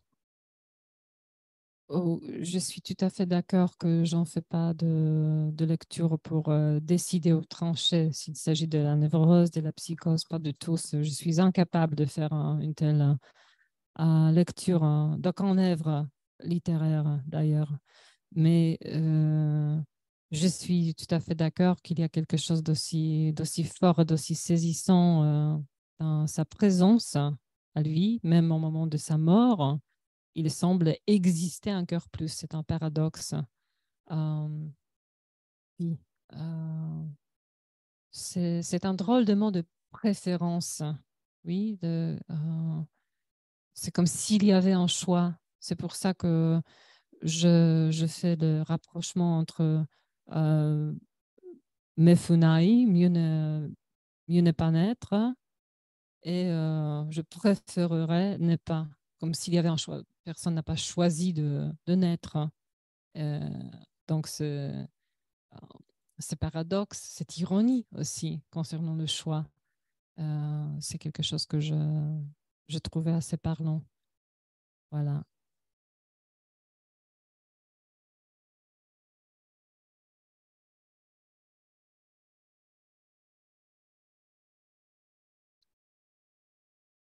Bon, je ne sais pas très bien dans quoi je vais m'aventurer avec cette affaire-là, mais je pensais à ce que venait de dire Jean-Michel à propos de la jouissance, et il me semble que, je ne sais plus si c'est Freud ou Lacan, enfin, il me semble que le mot bizarre, qui rappelle quand même un vieux film, là, bizarre, vous avez dit bizarre, c'est Arletty, je crois, ou, je ne sais plus quel est le nom du film. Jouvet. Ben voilà. Ah non, c'est pas Jouvet, c'est un mec, c'est une femme qui dit ça.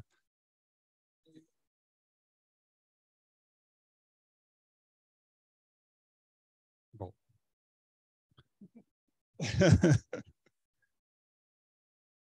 Et donc, que bizarre, ça a à voir avec la pulsion, je crois. Et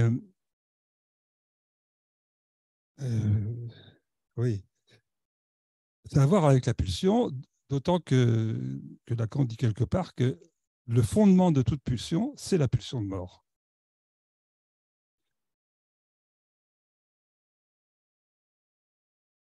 Bon, c'est un peu compliqué tout ça. Et il y avait le lien avec la ségrégation. J'ai été très longtemps perplexe sur les propos de Lacan à propos de la ségrégation. Parfois, j'avais l'impression qu'il disait que c'était pas bien, c'était vilain. Et à un autre moment, on dit on ne peut pas se passer de la ségrégation. Et il me semble avoir avancé sur cette question-là, qui est contradictoire, en proposant que je pense même que Lacan dit que la ségrégation est à la base, le fondement du camp de concentration. Et il me semble comprendre ça maintenant comme suit, que le camp de concentration n'est qu'un retour dans le réel du refus de la ségrégation. Le refus de la ségrégation, la ségrégation étant la nécessité vitale pour les humains de pouvoir vivre ensemble, à condition qu'il y ait des différences. C'est-à-dire, refus de la ségrégation, c'est refuser la différence sexuelle, c'est refuser d'être binaire. C'est quelque chose comme ça, me semble-t-il. Que le camp de concentration est un retour dans le réel du refus d'une ségrégation qui aurait un aspect positif, du coup. Alors que la ségrégation, souvent, on en parle comme quelque chose de très, de très néfaste et qui rejoint avec toute la question de l'immigration actuelle qui nous vient, qui prend une ampleur considérable. Je sais pas, c'est un peu confus ce que je dis là. Non, mais il y a un lien étroit dans ce que dit Lacan en 67, je crois. Ça fait un moment déjà, il y a un lien étroit entre notre avenir de marché global, quelque chose comme ça, et la ségrégation. C'est donc ça, la ségrégation, le retour du fait qu'on... Oui, voilà.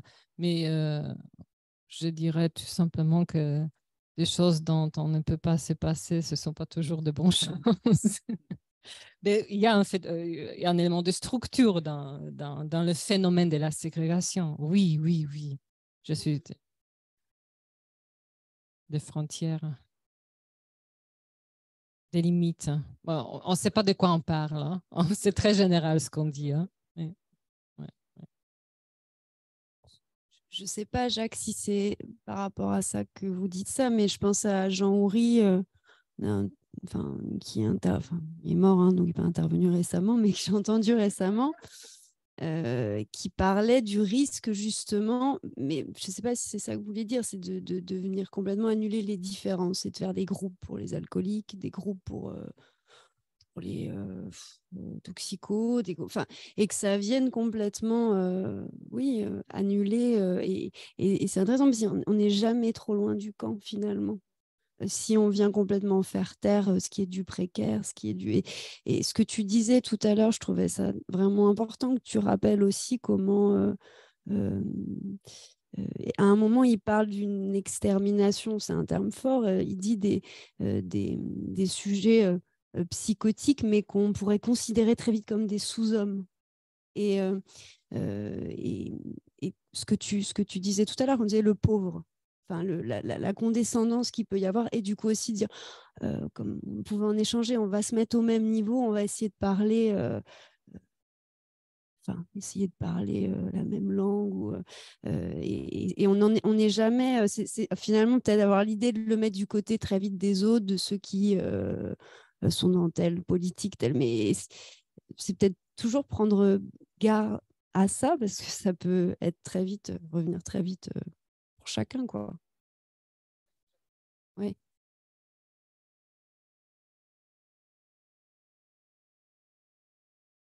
Ça, c'est aussi quelque chose que je comprends comme une tendance structurelle hein, qui est en chacun de nous. Donc, c'est peut-être inévitable, mais peut-être qu'il faut se méfier aussi. Ouais.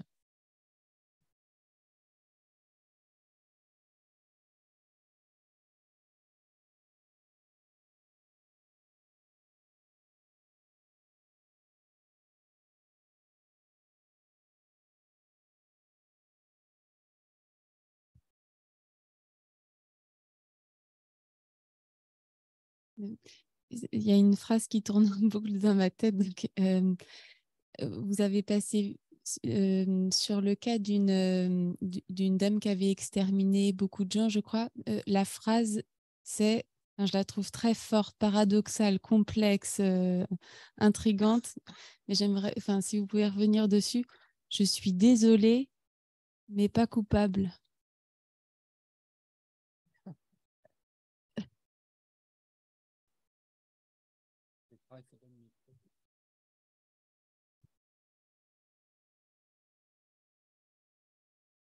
Oui, j'ai lu récemment, je crois hier, qu'elle a fait appel à son jugement.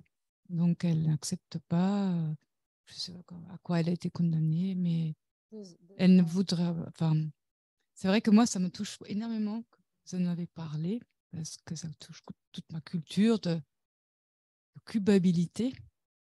Et cette dame, je ne sais pas, je me demande qu'est-ce qu'elle refuse, elle, de elle est dans le refus, là. Elle refuse ce que, en fait, moi aussi, je refuse. Bon, après, elle a été secrétaire, pas moi, c'est vrai. Ma mère refuse d'être déclarée coupable parce qu'on est, parce qu'on est d'origine, parce qu'on est allemande. Alors, c'est très compliqué cette histoire. Je crois qu'on ne peut pas comme ça en parler parce que je sais que moi j'étais éduquée, on m'avait dit que j'étais coupable ou héritière de cette culpabilité, toute ma génération.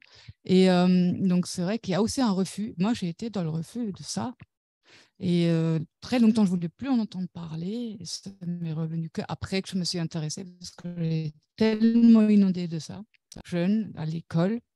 Et je pense que peut-être, effectivement, il y a. Bon, elle était secrétaire, mais elle n'avait que 19 ans. On ne connaît rien de son histoire. On ne sait pas pourquoi, comment elle était embarquée là. C'était la guerre. Il n'y avait pas de. Il fallait bien aussi manger. On ne sait pas.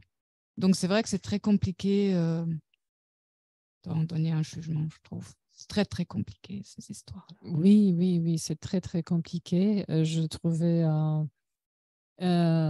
très parlant. Je vous recommande d'écouter, peut-être vous connaissez déjà le personnage de Thierry Lévy, qui était avocat. Il refusait absolument le concept d'un monstre, même s'il a défendu pas mal de figures qui ont été étiquetées comme de monstres.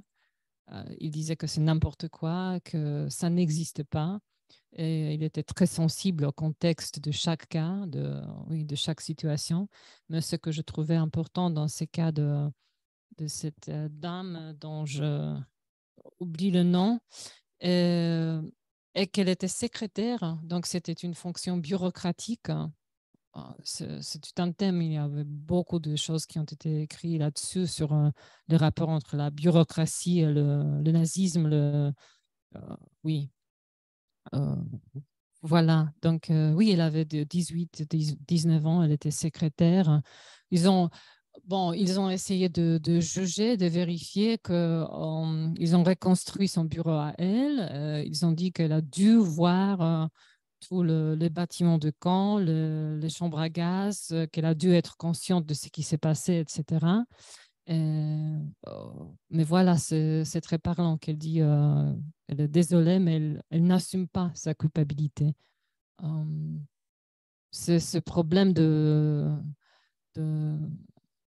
c'est un bon, je connais le sujet très bien par cœur, je suis polonaise, donc de l'autre côté de la situation, mais c'est vraiment aussi souvent laissant de côté le problème des nazismes, mais c'est manque de la possibilité d'une responsabilité au cœur d'une bureaucratie. Voilà, c'est quelque chose qui est très apparent. C'est aussi ce qu'il y a d'agaçant. On parle avec quelqu'un, on parle avec un fonctionnaire, il peut rien. Il peut rien, c'est pas à lui, c'est pas à moi de dire désolé madame, j'en peux rien. C'est comme ça les formules. Hein.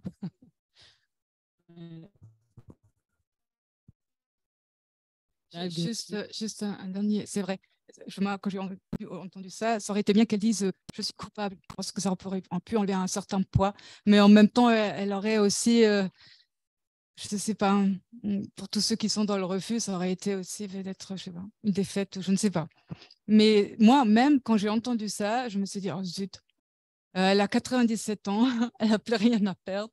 Elle aurait pu faire un exemple et enfin soulager certains et dire, zut, je prends la culpabilité, je l'ai vu. Et puis, bon, après, à 19 ans, dans cette bureaucratie, avec les règlements, qu'est-ce qu'elle aurait pu faire? Elle a été prise dans les règlements. On regarde comme ça, par exemple, non? C'est à 97 ans, oui. Mais le sujet est toujours là, sans âge peut-être, oui, oui, oui. On va devoir s'arrêter là. Merci à tout le monde, merci aux personnes sur Zoom, merci à Sarah. Et ils ne vous voient pas dans la salle, pas que nous, hein, donc on vous voit faire coucou sur Zoom. Bonne soirée.